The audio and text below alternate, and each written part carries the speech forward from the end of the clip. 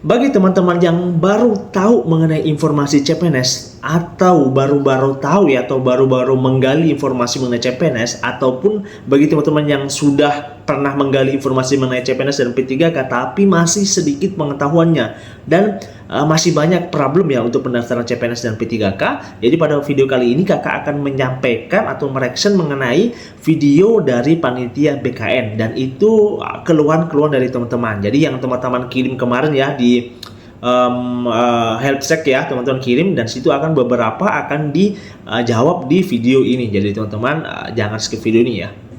Assalamualaikum warahmatullahi wabarakatuh. Kembali lagi di akun YouTube Guru Online. Nah, pada kesempatan yang berbeda ini kita akan membahas dan mereaction lah atau menanggapi lah beberapa pertanyaan teman-teman di kolom komentar YouTube saya dan di kolom YouTube ASN Pelayanan atau BKN Pusat ya. Jadi ini pure dari panitia BKN Pusat. Jadi kakak mereaction dan menanggapi dan menambahkan sedikit ya. Ketika misalnya panitianya ada sedikit penjelasannya kurang detail, nanti kakak lebih detailkan gitu ya. Ini tujuannya untuk teman-teman yang mungkin baru-baru cari tahu yang mengenai CPNS itu apa atau P3K itu apa. Intinya bagi teman-teman yang masih kurang info gitu lah, nanti kakak akan jelaskan lebih detailnya. Oke, jadi sebelum masuk ke video ini teman-teman jangan lupa like, share, dan subscribe, karena 3 hal ini adalah penting bagi perkembangan akun channel pribadi kakak guys ya. Jadi jangan lupa subscribe karena setiap hari kakak akan upload mengenai CPNS.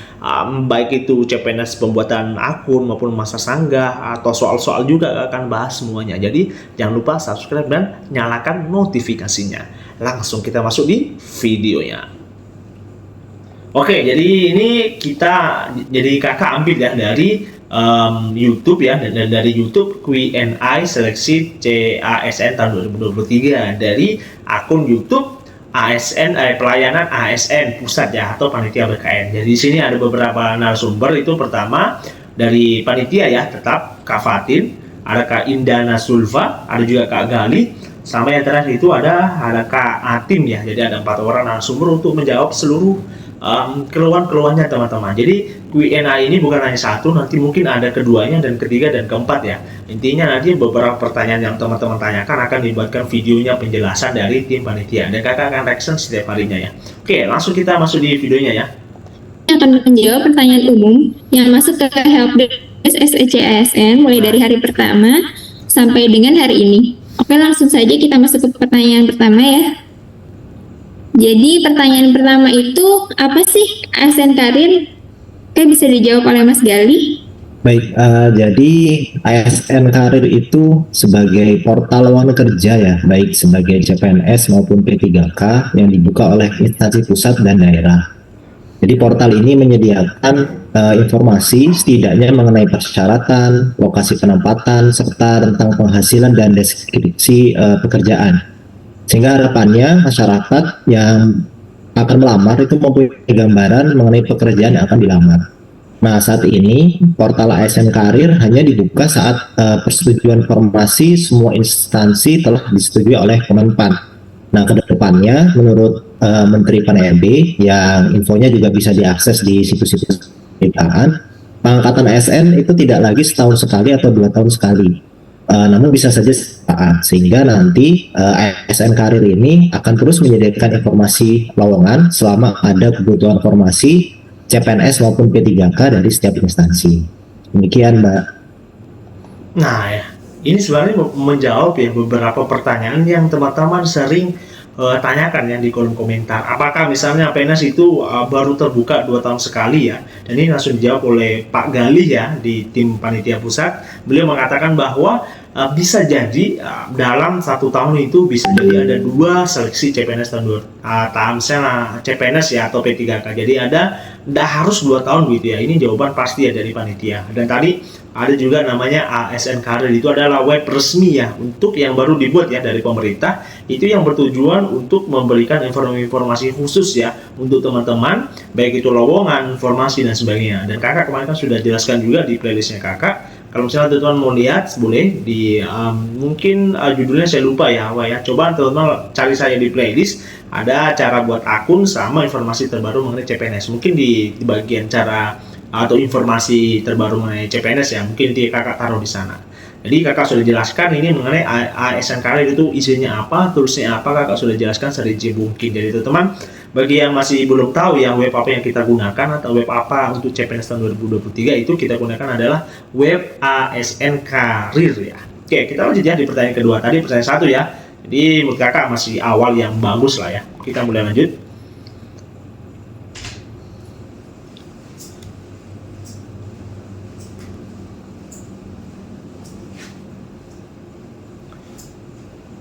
Oke, makasih Mas Gali. Jadi ASN Karir itu seperti informasi ya, informasi akan formasi yang ada di instansi pemerintah, lengkap dengan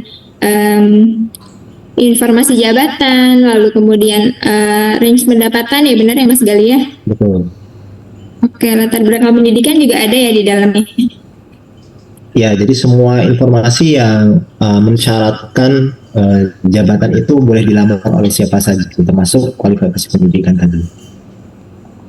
Nah, ini juga menjawab pertanyaan teman-teman.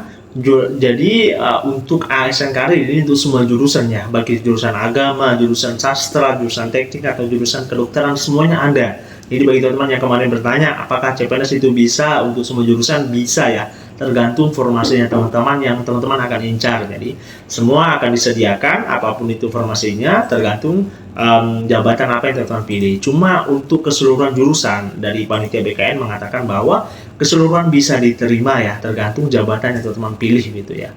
Oke, kita lanjut ya. Oke, terima kasih Mas Gali. Next kita ke pertanyaan kedua.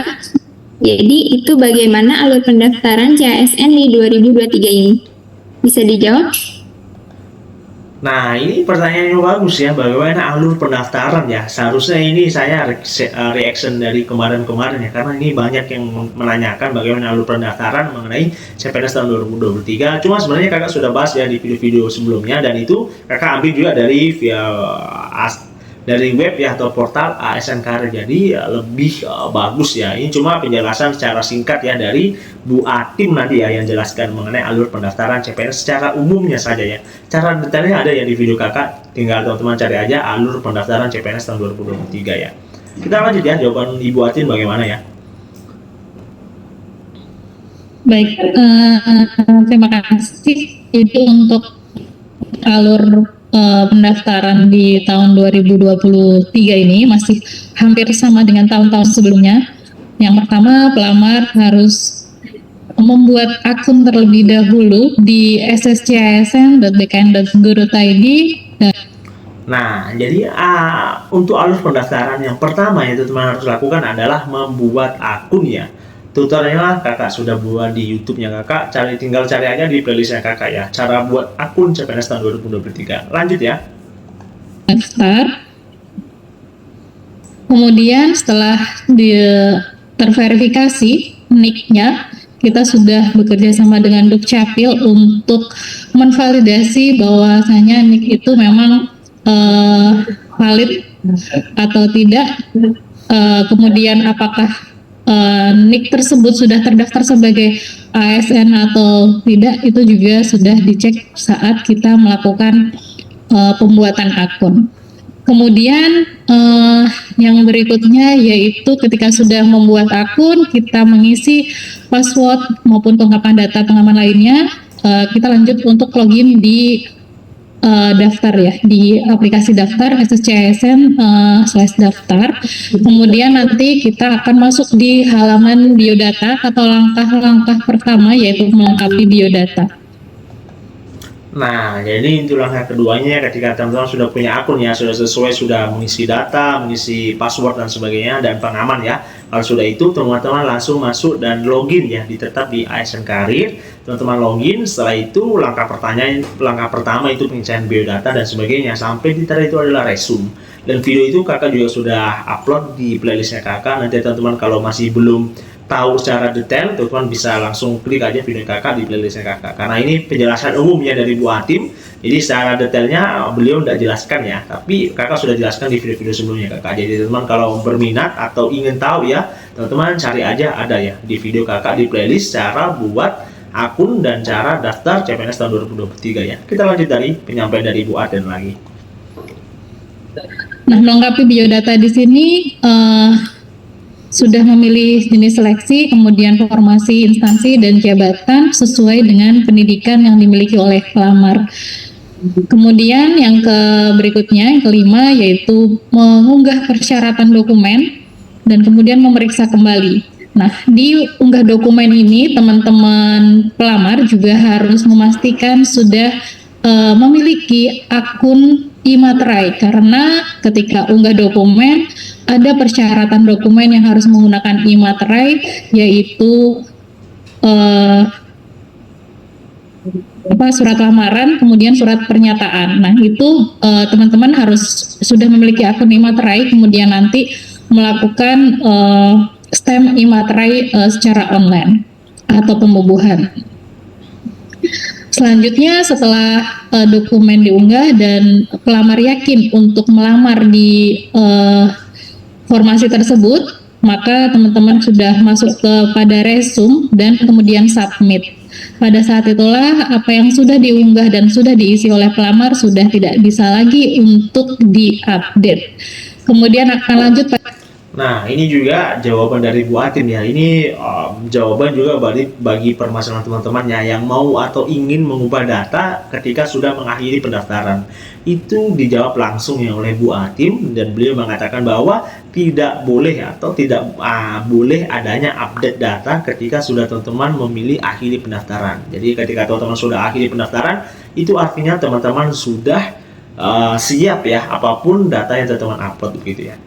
Kita lanjut lagi ya penyampaian dari Bu Atin ya. Tapi mengenai alur-alur tadi seleksi, kakak sudah upload di video, teman-teman tinggal cari aja dari pengisian biodata, pengisian jenis seleksi, formasi, unggah data, sampai tadi adalah langkah tadi ada resume ya, nomor 5. Jadi teman cari saja di playlistnya kakak ya, lengkap di situ ya. Oke, kita lanjut ya penyampaian dari Bu Atin.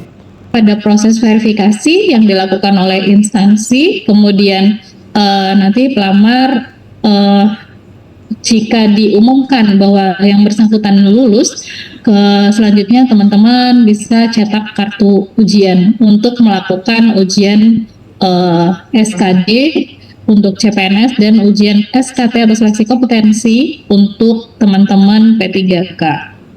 Selanjutnya pengumuman kelulusan dan pemberkasan seperti itu. Untuk teman-teman di CPNS mungkin nanti ada, kalau di CPNS pasti agak berbeda ya, ada SKB.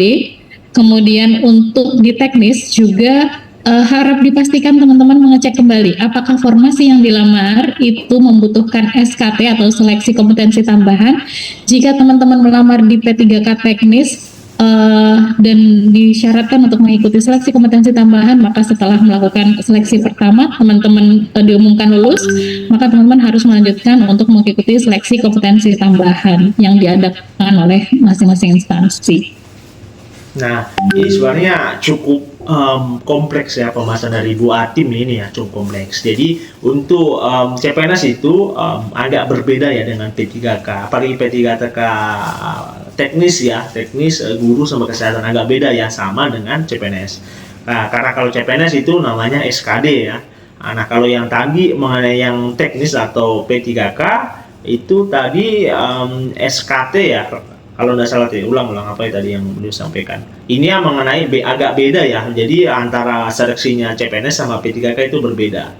Dan ada kemungkinan beberapa instansi itu memberikan seleksi kembali ya secara individu setiap instansinya. Jadi ketika teman-teman sudah lolos misalnya ya di seleksi awal, tahap awal, teman-teman harus cek juga di laman ASN karirnya teman-teman atau di instansinya teman-teman yang teman-teman lagi daftari gitu ya. Teman-teman lihat apakah ada ujian selanjutnya atau sudah, kalau sudah lulus itu sudah masuk atau masih ada pendaftaran lagi atau seleksi lagi. Jadi teman tetap ya untuk P3K kakak sarankan sering-sering melihat web dari instansi yang teman-teman daftari, karena semua informasi itu dari instansi teman-teman yang daftari. Jadi untuk ASN karir itu kebanyakan itu datanya itu data seperti umum begitu, jadi tidak khusus. Kalau teman-teman mau tahu informasi khususnya, teman-teman lihat di webnya instansi teman-teman daftari gitu ya.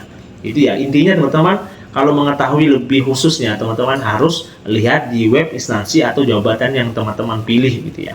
Oke, kita lanjut lagi ya penyampaian dari Ibu Atin.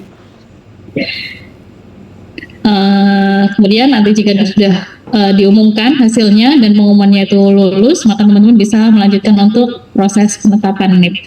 Demikian, Mbak.